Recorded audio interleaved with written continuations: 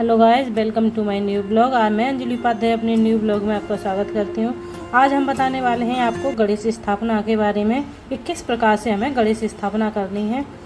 तो गणेश स्थापना इस बार 2023 में हमारी होने वाली है 19 सितंबर को, और ये बहुत ही शुभ होती है। जो पहली बार गणेश जी अपने यहाँ विराजमान करने वाले हैं उन लोगों के लिए ये वीडियो बहुत ही ज़्यादा यूजफुल रहने वाली है।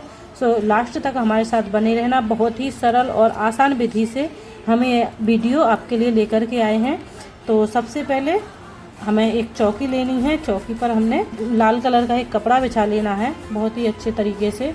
और ये हमने जो सामने तोरण लगाए हुए हैं ये भगवान के लिए शुभ है। मंडप आप अपने हिसाब से बना सकते हैं, जैसे भी आप बनाना चाहें, जिस तरीके से भी आप बनाना चाहें। तो हमने इस तरीके से अपना बना दिया है मंडप के लिए। ये दोनों साइड में हमने लगाया है तोरण। और उसके बाद हम आगे चलते हैं और आगे हम सबसे पहले विराजमान करेंगे गणेश जी को। तो सबसे पहले हमें थोड़े से चावल लेने हैं। इस तरीके से हमें चावलों को रखना है। और चावल इसमें हमें ज़्यादा चाहिए, यहाँ भी चाहिए, कलश के पास भी चाहिए, और जो पूजा में यूज होते हैं पूजा के लिए भी चाहिए हमें। तो हमें इस चीज़ का ध्यान रखना है। हमारे जो चावल होते हैं तंदुल, हम इन्हें अक्षत भी बोलते हैं। तो ये चावल टूटे हुए नहीं होने चाहिए, साबुत होने चाहिए चावल। और इस तरीके से हमने एक गोल सर्कल बनाया हुआ है, इसके ऊपर हमें विराजमान करने हैं बप्पा, जो हमने लाल कपड़े से भी ढके हुए हैं। और ये शुभ मुहूर्त में ही इनका पूजन होगा। और इस तरीके से हमें विराजमान करने हैं गणपति बप्पा को। ये देखिए, अभी इनको हमने ढक रखा है क्योंकि इनका पूजन तभी होगा जब शुभ मुहूर्त आ जाएगा, इसलिए हमने इसी तरह से इनको ढक के रखा है।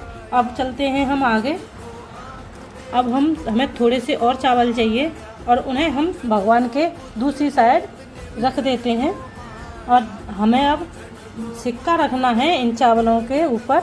इस तरीके से हमें एक सिक्का रखना है। और उसके बाद हमें करनी है कलश स्थापना। इस कलश पे हमने नारियल रखा हुआ है और ये पत्ते हमारे रखने हैं हमें। आप आम के ले सकते हो, अशोक के पत्ते ले सकते हो। और उस पर बनाया हमने एक स्वास्तिक बनाया हुआ। और इस कलश को हम यहाँ पर स्थापित कर देते हैं इस तरीके से। और हमें पूजा से पहले गणेश जी को पहले दक्षिणा अर्पित करनी है। सो हम उनके पास भी एक सिक्का रख देते हैं। ये उनकी दक्षिणा है गणेश भगवान की।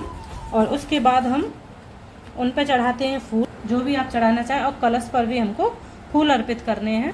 इस तरीके से हमने फूल अर्पित कर दिए हैं।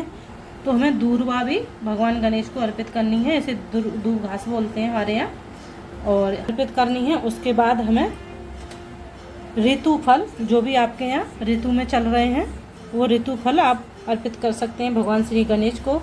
इत्र सेवा, ये हमारी इत्र सेवा है, तो इसे हम रख देते हैं। ये भगवान गणेश को रोज़ हमें इत्र लगाना है।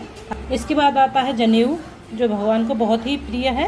ये जनेऊ भी आप चाहें तो सफ़ेद ले सकते हैं, सफ़ेद रंग का, नहीं तो आप इसे पीले कलर का भी ले सकते हैं। भगवान गणेश को जनेऊ चढ़ाना बहुत ही अति आवश्यक है, क्योंकि भगवान गणेश को ये बहुत ही प्रिय है। तो इसे आप लाना ना भूलें।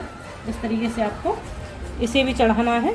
भगवान गणेश को मौली अर्पित करें। श्री गणेश को मौली भी भगवान को अति प्रिय है।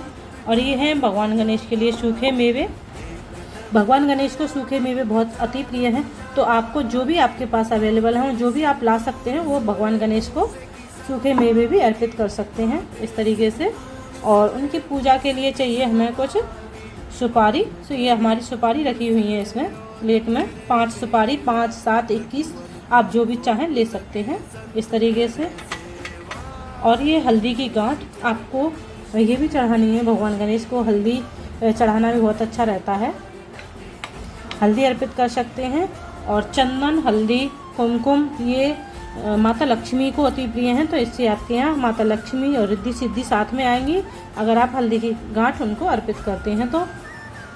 और इसके साथ हमें इस डिब्बी की ज़रूरत पड़ेगी। इसमें चंदन है, चंदन, हल्दी और कुमकुम, इन चीज़ों की ज़रूरत पड़ती है। तो इस चीज़ को भी हमें इनके पास रखना है और इन्हें नियमित रूप से भगवान को चंदन का टीका लगाना है। और ये है हमारा शहद। शहद भी भगवान को बहुत ही प्रिय है। तो आप इस भगवान के लिए हमें इन चीज़ों की ज़्यादा ज़रूरत पड़ेगी। तो इन चीज़ों को हमें शहद को भी अपनी पूजा में शामिल करना है। ये हमारी लौंग है, पूजा में हमें अर्पित करनी है भगवान को। हम उनके हवन के लिए हमें लौंग की ज़रूरत पड़ेगी, तो ये हवन सामग्री हमारे पास होनी चाहिए। तो ये हमारी लौंग रखी हुई है हमारे पास, और ये है हमारी कपूर हमारे पूजा के लिए। ये नियमित रूप से आरती में चाहिए होता है हमें, तो इसलिए हमें कपूर की भी ज़रूरत पड़ती है। इस तरीके से हमें बनाना है एक चावल का सातिया, और इस पर हमें रखना है दीपक। इस तरीके से हमें दीपक प्रज्वलित करके यहाँ पर रखना है, और इसमें रखना है एक सिक्का जो दीपक भगवान के लिए अग्नि देव का होता है। ये भी सिक्का हमें यहाँ पर एक रखना है इस तरीके से। ये देखो, इसमें एक हमने सिक्का रखा हुआ है, भगवान का दीपक जलाया हुआ है, और यहाँ पर हमें एक सतिया ज़रूर लगाना है नीचे। और उसके बाद हमारी ये होती है, एक हमें थाली और रेडी करनी है, भगवान के लिए तैयार करनी है। इसमें हमारा चावल, पान के पत्ते, हल्दी, कुमकुम और हल्दी की गांठ और सुपारी, कपूर, ये हमें अलग से रखना है। और इसमें हमारा जो भी ज़रूरत का सामान है वो रखा हुआ है हमने। यहाँ पर लौंग भी है हवन के लिए। इस चीज़ को हमें ध्यान रखना है कि एक थाली हमें अलग से तैयार करनी है, एक लोटा जल भी हमें अलग से लेना है। ये थोड़ा सा गुलाल, जो हमें अबीर गुलाल भगवान को अर्पित करना होता है उस टीके में, तो ये चीज़ का हमें ध्यान रखना है कि अबीर गुलाल भी हमारे पास अवश्य होना चाहिए। तो इस तरीके से हमें करनी है भगवान श्री गणेश की पूजा बहुत ही अच्छे तरीके से। भगवान जब भी आते हैं सबकी मनोकामना पूर्ण करते हैं और सबकी कष्टों को हरते हैं। भगवान का नाम एक विघ्नहर्ता भी है, तो उन सबके कष्टों को दूर करते हैं। आप भी अपने घर ले करके आइए और सबके कष्टों को, अपने अपने कष्टों को उनको 11 दिन में हरने के लिए विनती करिए, और जो भी आप मनोकामना मांगते हैं उनको भी आप पूर्ण करने के लिए भगवान से कहिए। भगवान सिद्धि विनायक सबकी मनोकामना पूर्ण करते हैं। और श्री गणेश बोलते हुए अब हम अपनी वीडियो को विराम देते हैं। तो अगर आपको हमारी वीडियो पसंद आई हो तो हमारे चैनल को सब्सक्राइब ज़रूर करना।